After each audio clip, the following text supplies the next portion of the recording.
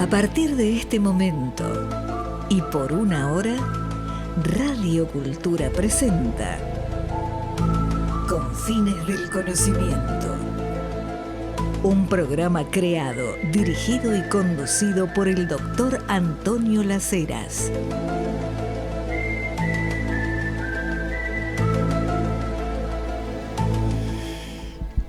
Unos cuantos temas tenemos hoy para hablar justamente de asuntos que están en los confines del conocimiento. Varios temas. El primero que quiero desarrollar es uno que ya en las redes sociales desde hace varios días hemos estado debatiendo. Me han llegado muchos mensajes a mi WhatsApp, a Instagram, sobre este tema. Y lo que quiero comenzar es diciendo, fíjense cómo el Egipto faraónico sigue siendo un tema masivo de interés, un tema que moviliza, que hace que no solo las redes sociales, los medios de difusión, los diarios se ocupen. ¿Qué pasó? Desde hace unos meses hay una exposición de egiptología en el Museo Nacional de Bellas Artes, acá en la ciudad de Buenos Aires. Ya han concurrido 400.000 personas y esto sigue hasta, por lo menos, si recuerdo bien, primeros días de abril. Desde ya les digo, no se pierdan esa exposición, donde van a poder ver objetos auténticos que hacen al Egipto faraónico, al Egipto varias veces milenario, incluso una pequeña momia, encintada como es la momia, pero van a poder ver todo eso. Pero, ¿por qué una exposición que desde hace meses tiene mucha concurrencia desde ya,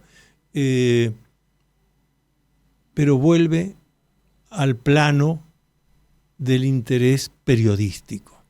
Y en este caso aquí, de los confines del conocimiento.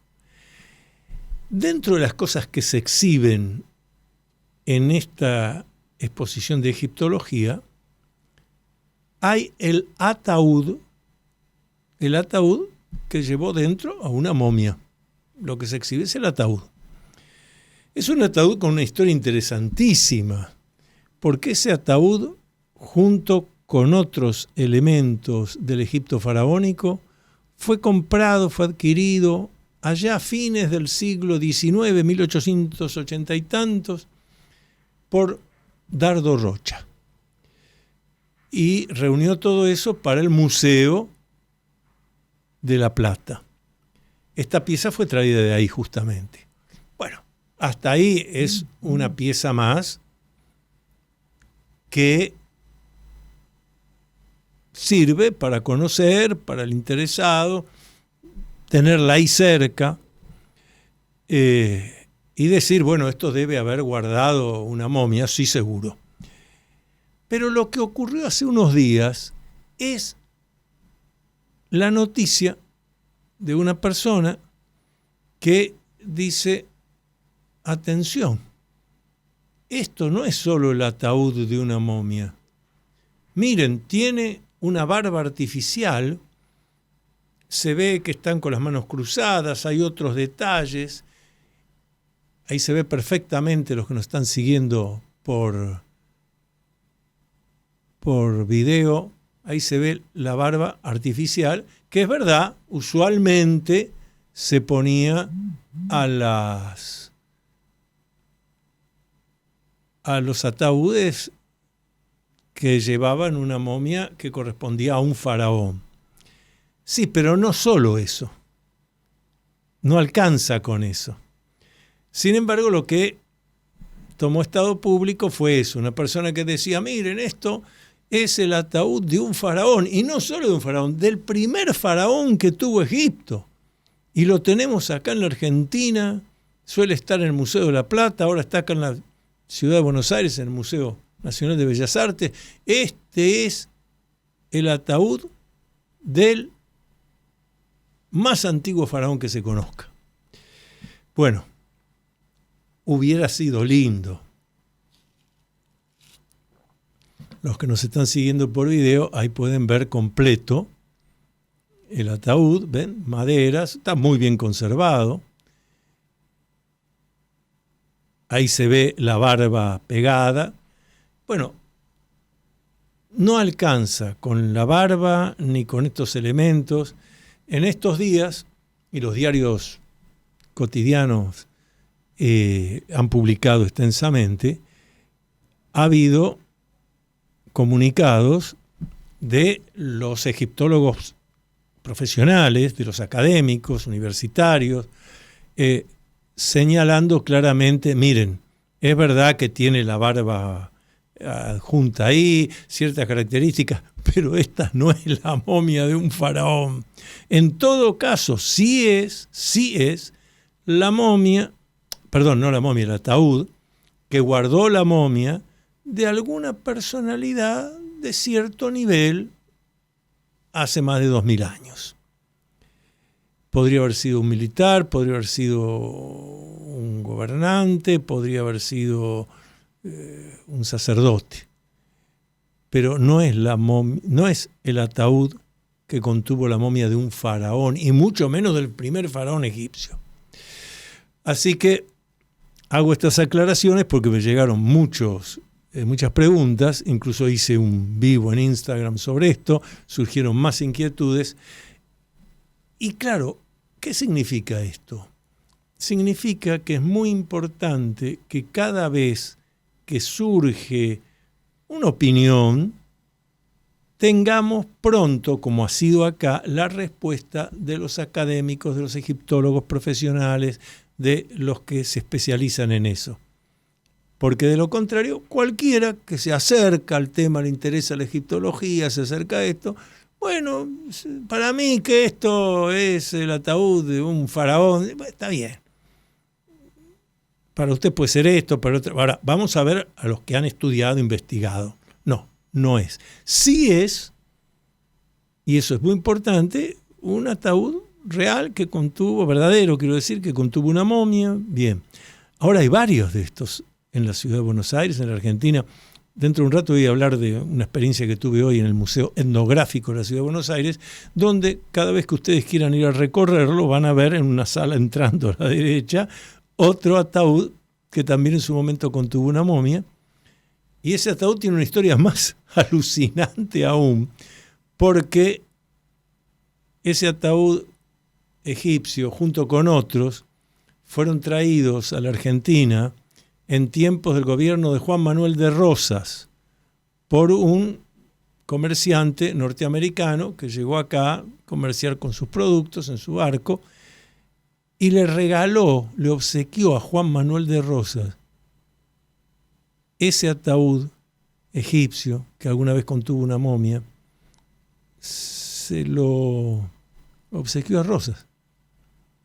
Este es un dato tan especial que lo hablaba con el doctor Alberto Geli Cantilo, presidente del Instituto Nacional Juan Manuel de Rosas, y él mismo me decía, esto es interesantísimo, nosotros no conocíamos esto, que alguna vez Juan Manuel de Rosas recibió como regalo un ataúd de una momia egipcia. En aquellas épocas, barcos que tardaban meses, imagínense esto, salió de Egipto, habrá ido a Europa, de Europa cruzó el Atlántico, allí este comerciante lo compró junto con otros.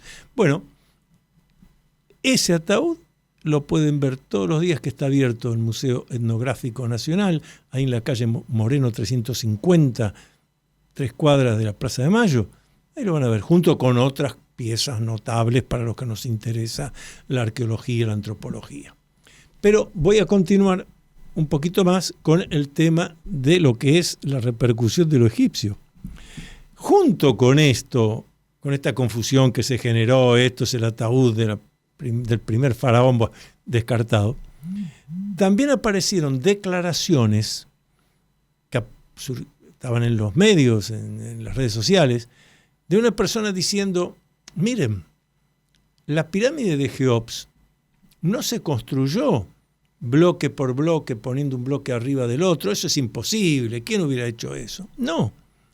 La pirámide de Keops es en realidad un monte, un montículo natural, Acuérdense que tiene como 170 metros de altura, casi 2 cuadras para arriba. Es un montículo natural. Y los egipcios de aquella época lo que hicieron fue picar, pulir los bloques como si fueran bloques. Pero en realidad es una formación de piedra natural. Bueno, si fuera así, no alcanza con la de Jeops. Las dos que están al lado, Jefren y Miserino, también habrían sido 3 montículos y los egipcios dándole forma, picando ahí, dándole forma de bloque de piedra. Bueno, olvídense de eso, no es posible, no es real, no hay necesidad de ser egiptólogo. Cualquiera de los que hemos estado en Egipto, hemos recorrido, hemos estado al pie de la pirámide, más allá de quienes hayamos ingresado a la pirámide de Jeops, pero hablo estando fuera nomás. Ya podés advertir con toda claridad que los bloques están pulidos. Ahora, a la pregunta, ¿pero de qué manera se pusieron esos bloques? Ahí tenemos distintas hipótesis. Que fue otra civilización, que eran los atlantes, que los egipcios de aquella época tenían desarrollo científico y tecnológico notable. Bueno, son hipótesis.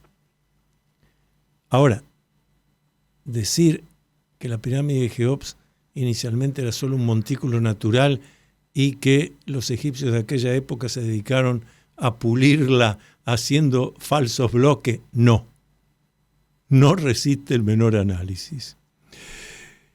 Y esto también me da lugar, por eso dije hipótesis, como hipótesis todo es válido, me da lugar a otra cosa que veo que en las redes sociales hay confusiones seguido. Gente que usa la palabra hipótesis como si fuera algo confirmado y que pone la palabra teoría como si fuera algo hipotético. Bueno, les voy a recordar lo que aprendimos en la Universidad de Metodología y la Investigación Científica, aunque yo recuerdo que en la escuela secundaria, por lo menos de mi época, también te lo enseñaban. Teoría es un conocimiento cierto o suficientemente comprobado. No es como así en los muchachos del café que te dicen, bueno, eso es en teoría, como diciendo eso no está confirmado. Lo que quieren decir eso es hipótesis. No, teoría es conocimiento cierto o suficientemente confirmado. Bien, hipótesis es algo que queremos comprobar y aún no hemos podido. Che, ¿cómo será que apilonaron esos bloques de decenas de toneladas los egipcios? Y como enseñaba siempre el doctor Álvarez López, además habiendo hecho un análisis de suelo primero, porque si no se hubiera ido para un costado o para el otro, no están las 3 pirámides erguidas ahí perfectas. Bueno, podemos dar hipótesis y ponerse a trabajar a que se convierta en una tesis. Pero por ahora son hipótesis. Hacemos la primera pausa del programa y seguimos. Todas las actividades del Dr. Antonio Las Heras, investigaciones, cursos, libros publicados, conferencias, están en su web www.antoniolaceras.com. Entonces, recuerda visitar www.antoniolaceras.com.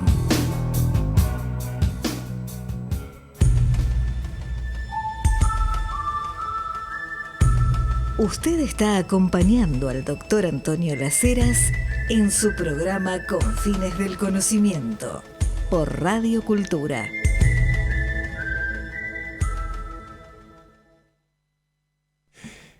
Y aquí tenemos otro tema que quiero tratar. Todos temas importantes porque más llevan a la reflexión. Vengo de una extraordinaria, como tantas que hay, actividades en el Museo Etnográfico Nacional que depende de la Universidad de Buenos Aires. Antes de comentarles de eso, vuelvo a decirles, si tienen la oportunidad, también pueden ir sábado, domingo, pueden ir con la familia. A los que les interesa ver arqueología, antropología, muy completo. Hay días en particular donde el recorrido se hace con un guía, pero si no, para ir conociendo. Ahí en la calle Moreno 350, 3 cuadras de la Plaza de Mayo. Me gusta difundir la existencia del Museo Etnográfico porque hace al conocimiento no solo de nuestra historia arqueológica, sino a nuestra historia antropológica. Cómo aparecimos los humanos, cómo fuimos evolucionando, en este caso en el territorio que hoy es Argentina, pero también en otras áreas. Bueno, les voy a comentar. Hoy se dio una conferencia para hablar sobre los pueblos originarios en relación, por ejemplo, a la medicina de los pueblos originarios, a las ceremonias y los rituales del solsticio, del equinoccio. Aprendimos mucho. Pudimos hacer muchas preguntas, aprendimos mucho. Por ejemplo,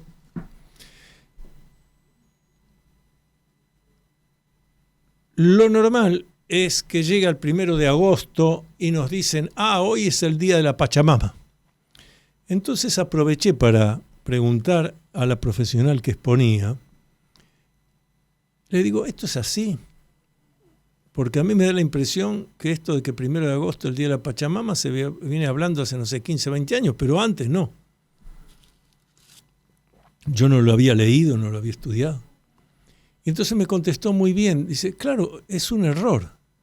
Es un error bien tomado, digamos,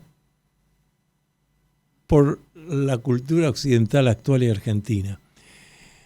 No hay 1 de agosto, día de la Pachamama. Es todo el mes de agosto, es un mes de preparación.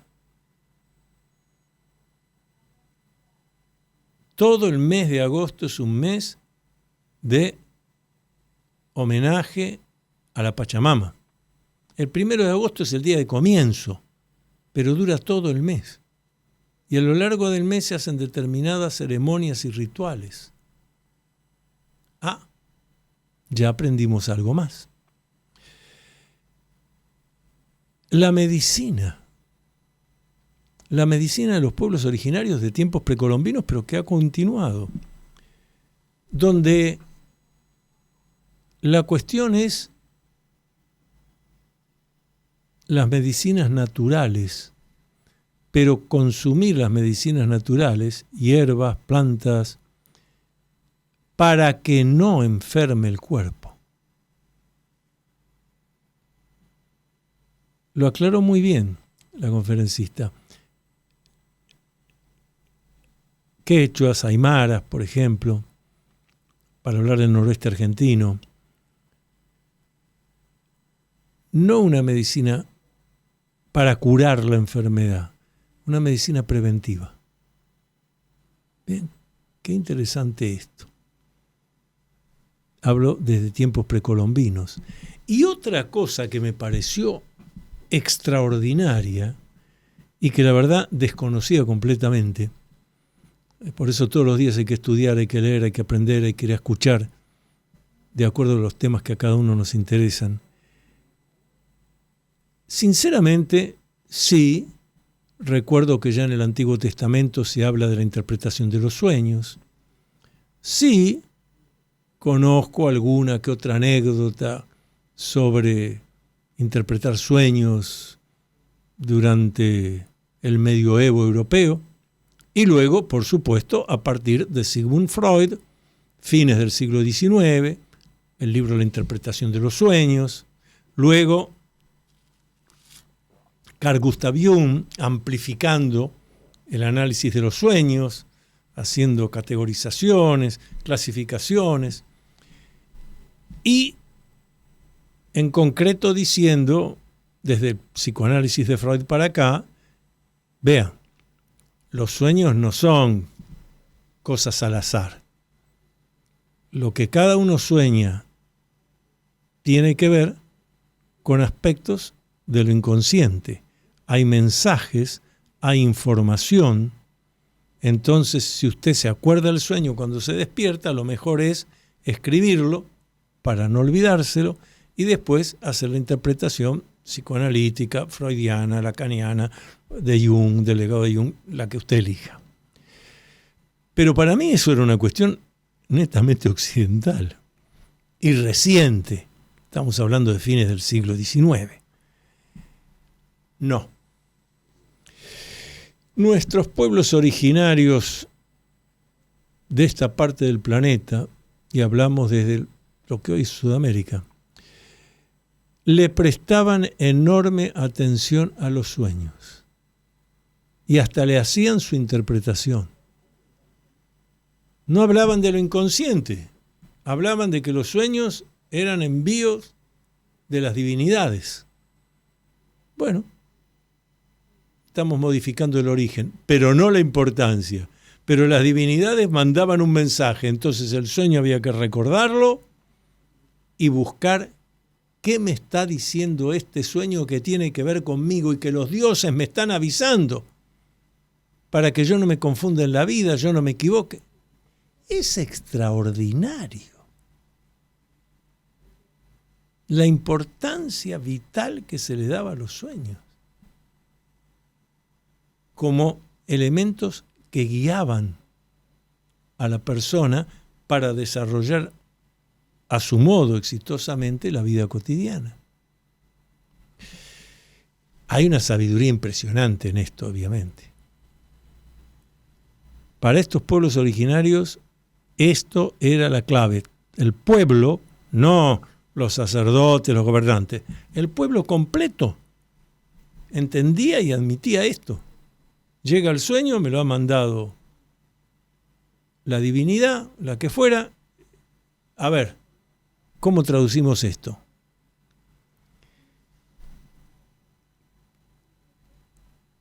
Notable,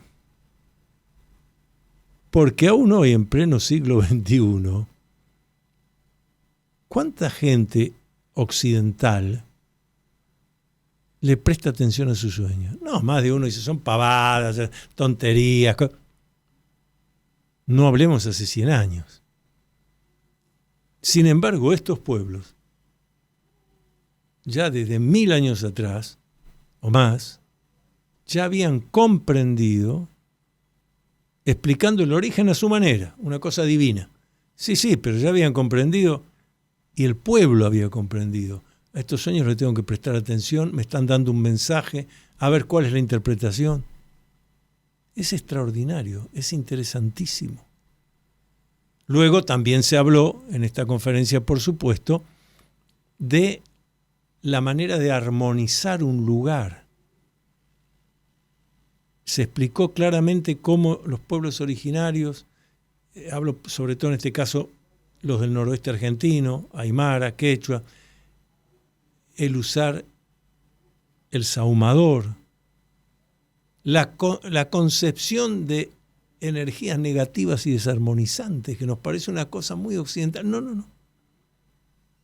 Lo que popularmente llamamos mala onda. No, tenían claro eso. Entonces usted tiene que hacer tales ceremonias, tales rituales para armonizar el lugar, para sacar las malas ondas. Y la admisión en todos estos pueblos originarios, de la importancia de usar lo que nosotros hoy llamamos el talismán y amuleto, o talismán amuleto. ¿Y qué mineral, qué piedra utilizaban? La obsidiana. La obsidiana. Busquen en internet las características de la obsidiana. Interesantísimo, porque la obsidiana es afín a la transmisión de energía. Una piedra negra, pero que uno la pone mirando hacia un lugar que hay luz y parece un vidrio oscuro. Una característica muy especial. No voy a avanzar porque busquen obsidiana en internet. Pero que aquellos pueblos, más de 1000 años atrás, ya se dieran cuenta de que cierto tipo de piedras, llamémosle así, dadas por la naturaleza, si la persona las utiliza o si la persona las pone en su vivienda, eso le armoniza el lugar. No es una cosa esotérica, parece esotérica, pero no es. ¿Por qué?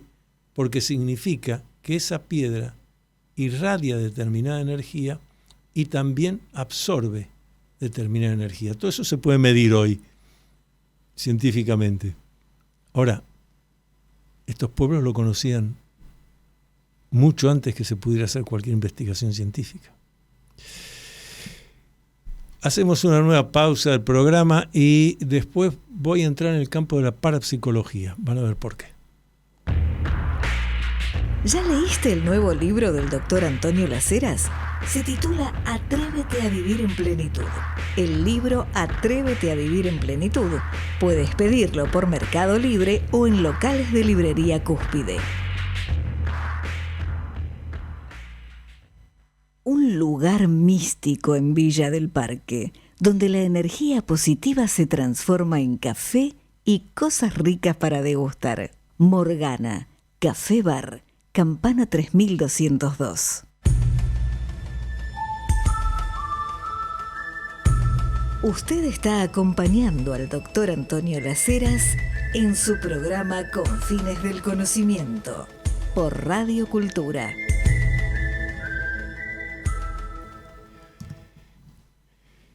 Lo entramos con lo que veníamos hablando de esta conferencia que fui a escuchar hoy a la tarde. Fue a las 17 a 18:30 horas.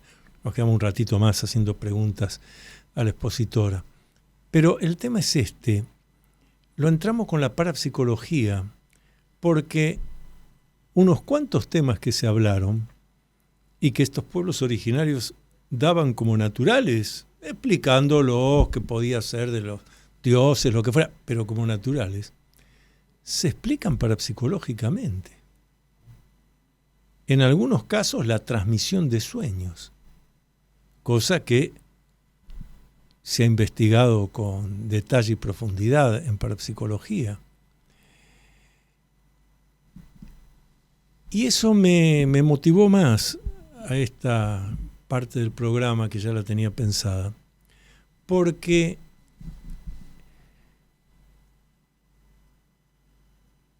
ahora, 4 de septiembre, se van a cumplir 45 años de que hicimos el primer Congreso Argentino de Parapsicología. Por eso el 4 de septiembre está considerado el Día del Parapsicólogo Argentino, porque fue cuando se inauguró el primer Congreso Argentino de Parapsicología. Una concurrencia notable, delegaciones de Chile, de Paraguay, de Uruguay, gente interesada en el tema de toda la Argentina, investigadores.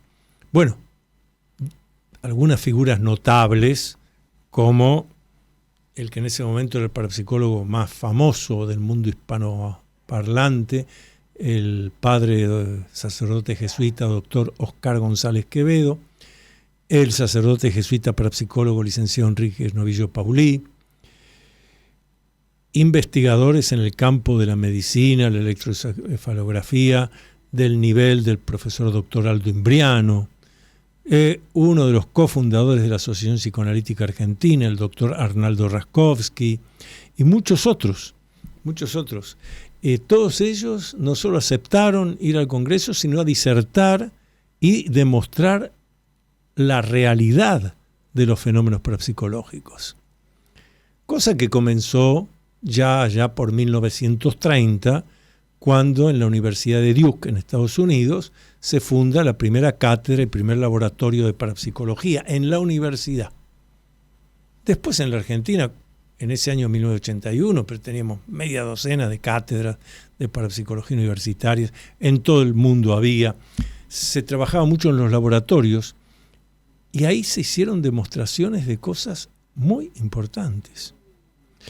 Por ejemplo, de que es verdad que se puede transmitir pensamientos positivos, pensamientos armonizadores a distancia a una persona que está sufriendo, afectada por algo, sin avisarle, sin sugestionarlo. Mirá que te van a ayudar a distancia unos dotados. No.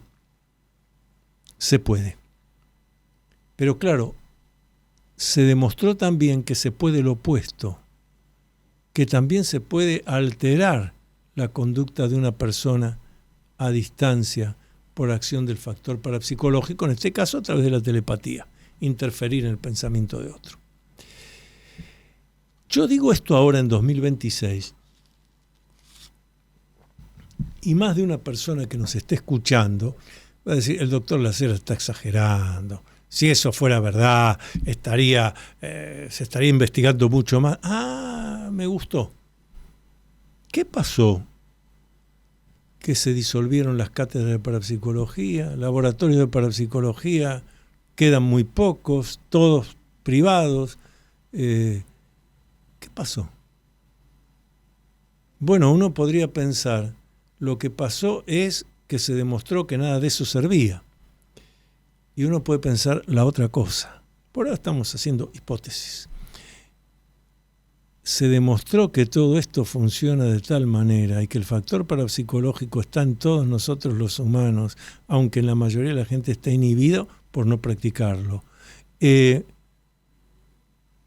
esto de difundirse provocaría un cambio mundial en el mundo de los negocios de la medicina. Dije negocios de la medicina. Mire si se puede ayudar a alguien a distancia por el factor parapsicológico y no necesita de medicamentos. Vamos a la opción de máxima. Mire si hay enfermedades que son producto no de reacciones físico-químicas, ni siquiera psicosomáticas, sino porque es verdad que a tal le mandaron una mala onda y no tenía cómo defenderse.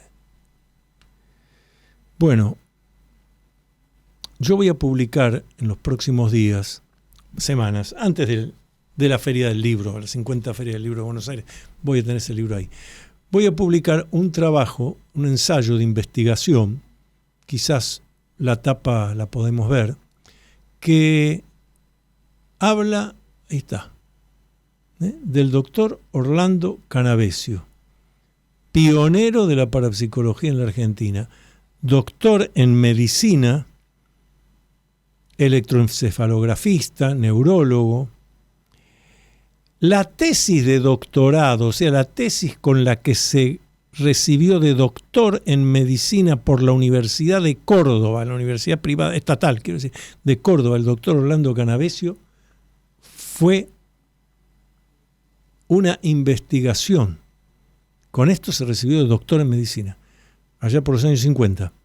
Una investigación sobre electroencefalografía en los estados parapsicológicos. Es decir, pudo demostrar cómo cambia el trazado electroencefalográfico en el momento que el paragnota está haciendo un hecho extrasensorial, por ejemplo, telepatía o clarividencia. Todo eso está, y la tesis del doctor Canavesio se encuentra archivada todavía en la Universidad de Córdoba. Y la tesis comienza con una frase con la que yo he decidido comenzar ese libro que veíamos, que no es solo la biografía del doctor Canavesio, sino de otros colegas de él que vamos a ver a dónde habían llegado, todos prestigiosos que han quedado en la historia.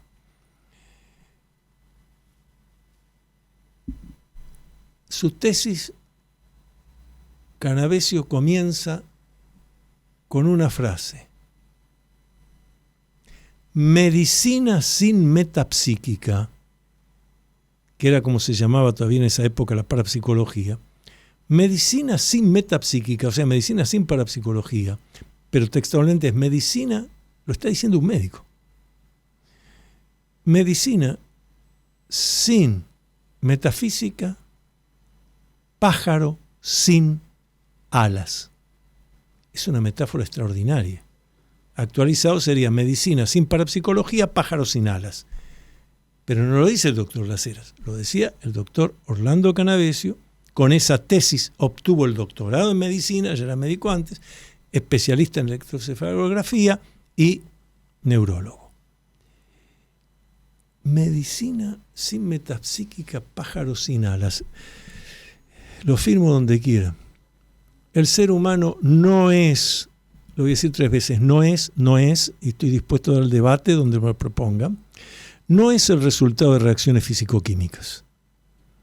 En todo caso, el cuerpo, que es el campo de batalla de la psique, es el que produce los síntomas. Se producen los síntomas en el cuerpo y el médico tiene que atender estos síntomas. Pero las causas, hay causas psíquicas,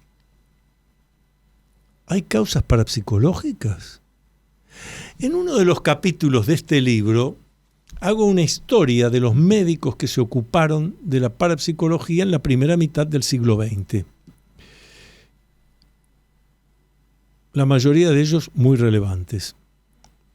Pero varios de ellos escriben siendo médicos psiquiatras, directores de hospitales psiquiátricos,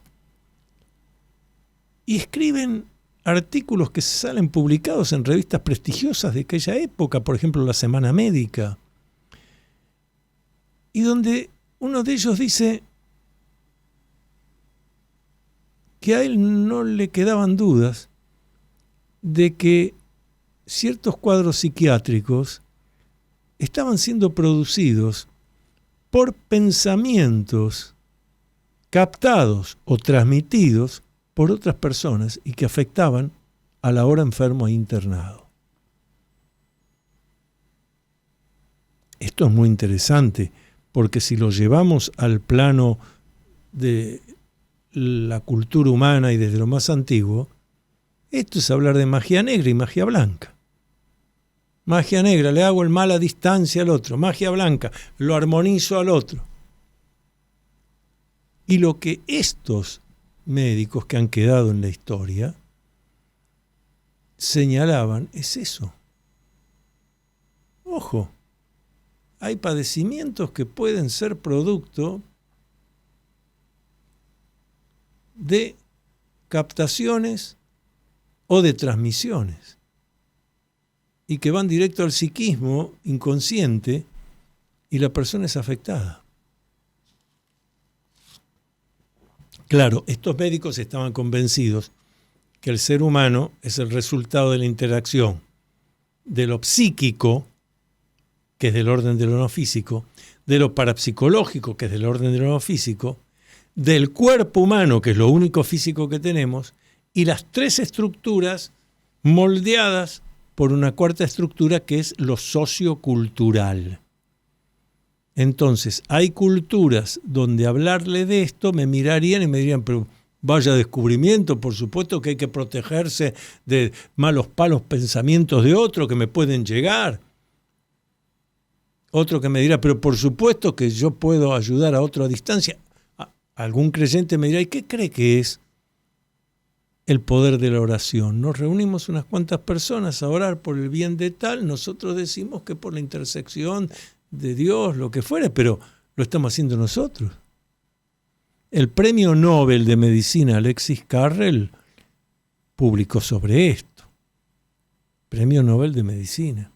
Entonces, me ha interesado especialmente terminar, en unas semanas será publicado, ya anunciaremos por acá cuándo lo presentamos, lo vamos a llevar también a la Feria del Libro, pero este libro sobre el doctor Orlando Canavesio, pionero de la parapsicología, que incluye esos capítulos de otros médicos, psiquiatras, etcétera, porque todo eso hoy, habiéndose probado que existe y que es real, resulta que se dejó de hablar. Yo tuve la oportunidad de ser discípulo en este campo de lo parapsicológico, de este médico, neurólogo, electroencefalografista, profesor titular de varias universidades, el doctor Aldo Imbriano. Y él lo habló también en ese primer Congreso Argentino de Parapsicología y en otros congresos, como a través de la electroencefalografía de aquella época. Hoy está mucho más adelantado, se podrían hacer mejores experimentos. Parece que a nadie le interesa, porque se demuestra que efectivamente cuando la persona produce el hecho parapsicológico, clarividencia, telepatía, las ondas cerebrales modifican su trazado. ¿Por qué se dejan estas cosas de lado? Para que reflexionemos, pero medicina sin metapsíquica, pájaro sin alas. Seguimos. How do you define normal? Seguramente escuchaste hablar mucho sobre masonería, pero ¿qué conoces realmente de los enigmas y misterios de la masonería? Descubrí todo sobre masonería leyendo el libro del doctor Antonio Las Heras titulado Masonería en la Argentina, Enigma, Secreto y Política. Masonería en la Argentina, Enigma, Secreto y Política está disponible en librerías Cúspide y por Mercado Libre.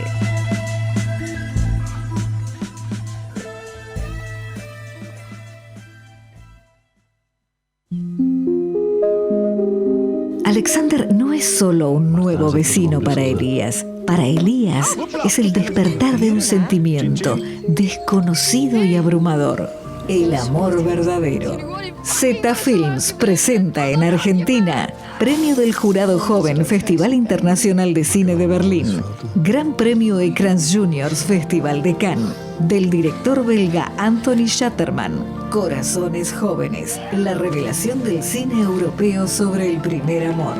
Corazones Jóvenes, solo en cines.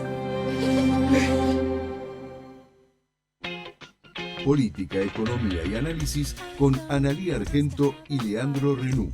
Bien Argento, los jueves de 15 a 16 por Radio Cultura.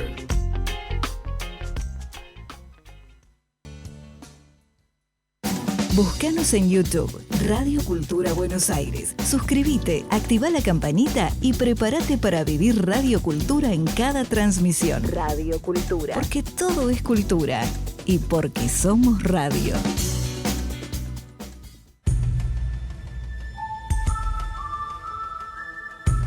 Usted está acompañando al doctor Antonio Las Heras en su programa Confines del Conocimiento por Radio Cultura.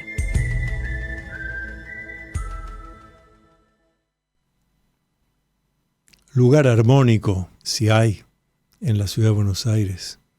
Ustedes ya saben de lo que voy a hablar en este momento del programa, siempre, pero lo hago con tanto gusto porque es un espacio para nosotros de encuentro, de conversación, de poder tomar algo, comer algo, los 7 días de la semana, sea a la mañana el desayuno, el almuerzo, la media tarde, la cena, en un ambiente, siendo tan céntrico, a pocas cuadras del Obelisco, un ambiente de serenidad, de bienestar, donde podemos conversar, comer rico, tomar lindo, cosas todas ricas. Yo de los postres no hablo porque prefiero hablar, uno después va multiplicando esos postres. Sí, el restaurante del Club del Progreso, restaurante, confitería, ahí en Sarmiento 1334. En cualquier momento por ahí coincidimos, nos encuentran, a mí, a mi equipo. Es un lugar importante para nosotros, para aprovechar el tiempo mientras comemos, tomamos algo. Pero agradezco mucho a los que me mandaron WhatsApp diciendo que habían ido por escuchar esto, pero que sí que les llamó la atención cuando vieron que yo no me había quedado corto en el tamaño del lugar, del edificio, la antigüedad, lo bien conservado y a su vez las obras de arte. Bueno, un lugar maravilloso. Y al fondo, cuando tenemos clima así lindo, está el jardín también.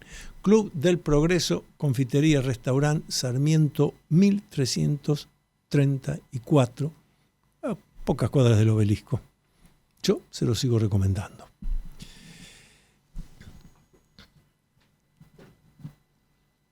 Es interesante esto que veníamos hablando de la parapsicología.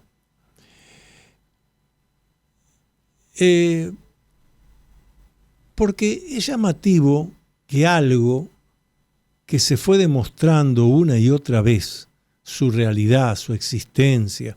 Fíjense que en los años 60, 70, los diarios publicaban las noticias de que tanto los servicios secretos de la Unión Soviética como Estados Unidos, Inglaterra, Alemania, Francia, tenían gente que investigaba lo parapsicológico. Hacían experimentos para ver, de captar el pensamiento ajeno de alguien que no le habían dicho, mira que vamos a leerte tu pensamiento. Con muchos resultados. Recuerdo también, yo siendo chico, los diarios publicaban, los matutinos publicaban la noticia de que se había buscado, Estados Unidos tenía un submarino Nautilus que lo había hecho pasar debajo del casquete polar ártico. Debajo del casquete es agua.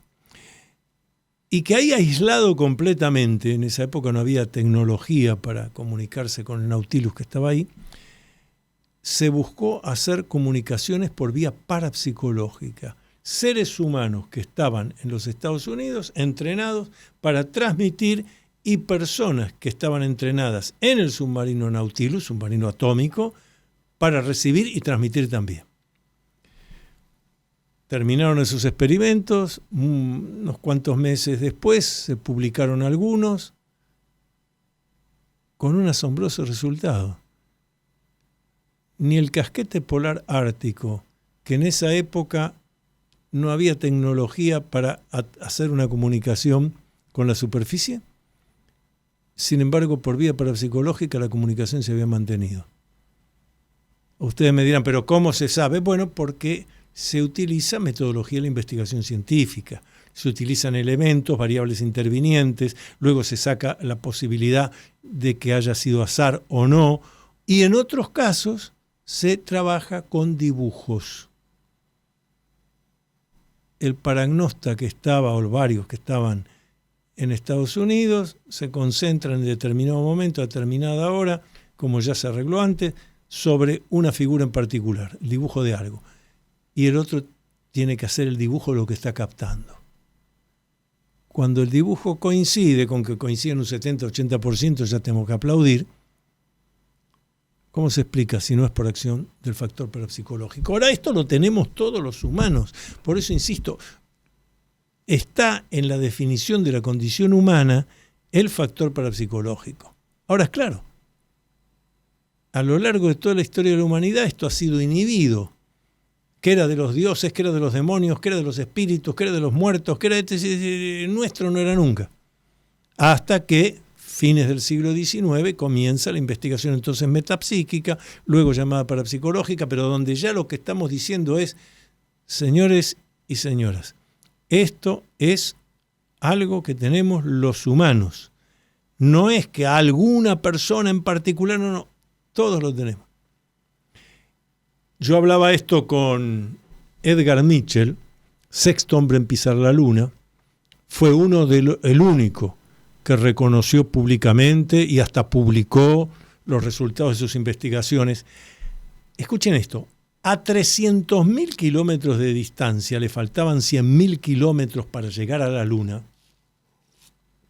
Edgar Mitchell en la Apolo 14 hace una serie de intentos de comunicación telepática y clarividente, lo que se llama percepción extrasensorial general, con otras personas que estaban en Estados Unidos, pero no se conocían entre sí. En la cápsula Apolo 14, junto con los otros 2 astronautas que lo acompañaban. Ya regresado, además, cuando se hace el análisis, todo esto se publicó en la revista de The Society for Psychical Research de Londres, la entidad parapsicológica más antigua. Los resultados demostraban claramente de que había habido captaciones de percepción extrasensorial general, clarividencia y o telepatía, pero había habido. Unas personas en Estados Unidos, obviamente con el entrenamiento necesario, Edgar Mitchell en una cápsula Apolo a 300.000 kilómetros, el vacío espacial y el factor parapsicológico actuó igual, funcionó. ¿Qué hacemos? Yo tuve la oportunidad de hablar con Edgar Mitchell privadamente, está todo grabado, tomando té y con la traductora para que ninguno de los dos confundiera los términos. Traductora profesional. Mitchell regresó, se retiró del servicio activo, creó el Instituto de Ciencias No Éticas, que todavía existe, Mitchell desencarnó ya hace un tiempo, y consiguió financiamiento para ir a investigar en la India a los gurús, a los santones, etcétera, a los yogis. Y se pudo demostrar, siempre con metodología de la investigación científica, que esas personas, por la forma de vida que llevan, tienen muy desarrollado lo extrasensorial, clarividencia, telepatía, precognición. Son las que le pueden decir a un desconocido, a alguien turista que fue a verlo, y el yogi o el santón que pide que le traduzcan y dice, dígale a este señor que tenga cuidado con ese segundo hijo que tiene, el que está en tal lado, porque hay un peligro. Pero si no se conocen, se acaban de conocer, claro, algo ha captado por clarividencia, por telepatía. Pero ¿cómo pudo hacerlo? Porque llevan una vida especial, llevan una vida donde están ocupados al desarrollo de lo que popularmente se llama lo espiritual, la vida interior. Bueno, de eso se trata. Entonces, claro, cuando me pasa a mí las conferencias, los talleres, los cursos, cuando me dicen, pero doctor Las Heras, ¿cómo hacemos para desarrollar esto? Bueno, pero es que hay que llevar una forma de vida determinada. Si usted está corriendo atrás de que hay que pagar las expensas, de que, ojo, que pasa esto, lo otro, bueno, lo que nos pasa a todos en la vida cotidiana se vuelve muy, no imposible, pero muy difícil. Se puede. Hay que hacer ciertos cambios de la vida cotidiana, si a uno le interesa el desarrollo de esto, que se puede fomentar. Pero de hecho, lo llamativo, que es lo que quiero hacer hincapié en estos últimos minutos del programa, lo llamativo es que algo que está tan demostrado, me acuerdo, vuelvo a Edgar Mitchell, y me acuerdo que yo le decía que yo veía mucha resistencia en el ámbito científico, sobre todo medicina, psicología, aceptarlo parapsicológico, y él me decía, vea Las Heras, si usted me hablaba así en 1850, yo lo entiendo, pero hoy en día, y estamos hablando de algo que pasó hace 20 años, el diálogo mío con Mitchell, pero hoy en día,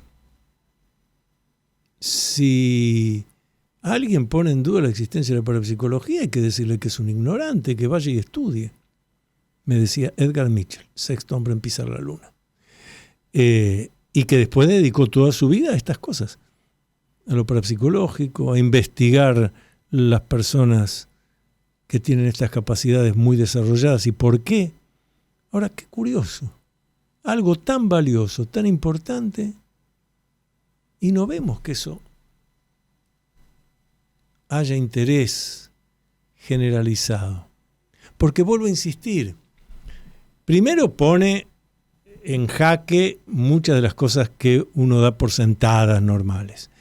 Y segundo, porque demuestra las capacidades que nosotros los humanos tenemos, inclusive de autocuración, de ayudar a distancia y también el peligro de ser atacados.